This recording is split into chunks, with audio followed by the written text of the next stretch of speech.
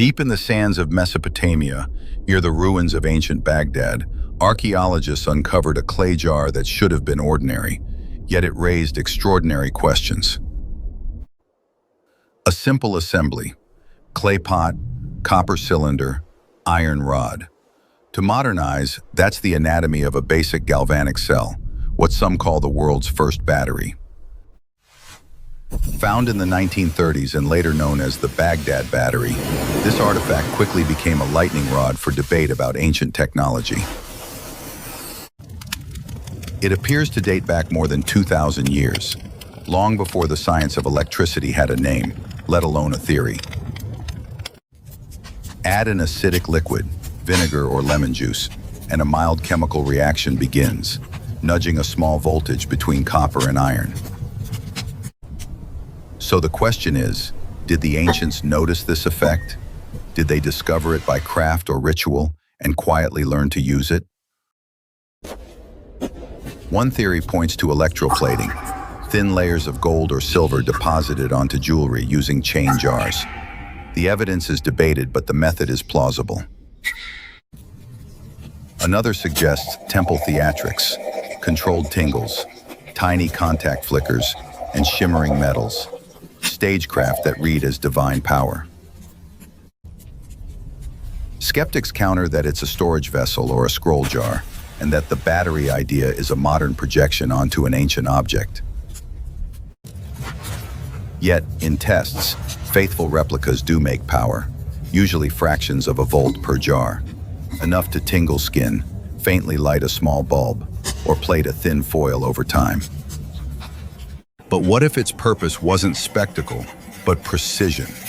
Another theory suggests this was a lost tool for a forgotten art, allowing ancient artisans to achieve a level of detail and complexity previously thought impossible. This wasn't just power, it was control. Not a divine mystery to be worshipped, but a scientific principle to be harnessed.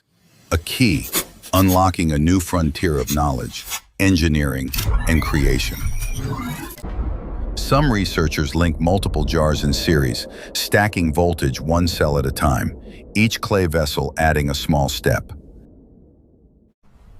If true, it wasn't a power grid as we know it, but a deliberate chain, a primitive circuit woven from clay, copper, and curiosity. But if it worked, why did it vanish?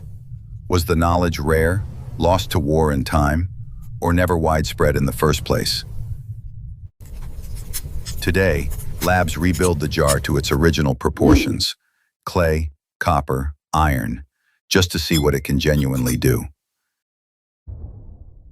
Connect the leads, and you may catch a tiny contact flicker. Data, not drama. Evidence that a real voltage is there. It's just enough to glow a small LED or slowly plate a sliver of metal. Modest power, but unmistakably present. Side by side, the ancient idea and the modern replica echo each other. Not proof of purpose, but a strong case for possibility. So we're left with a tantalizing image. Sparks of electricity dancing in clay jars across Mesopotamia, humble and handmade. And with it, a larger question. How much knowledge has slipped through history's fingers and into the dark? What do you think? Real ancient electricity, or a coincidence we're eager to see? Drop your take in the comments and subscribe for more mysteries that still electrify the modern world.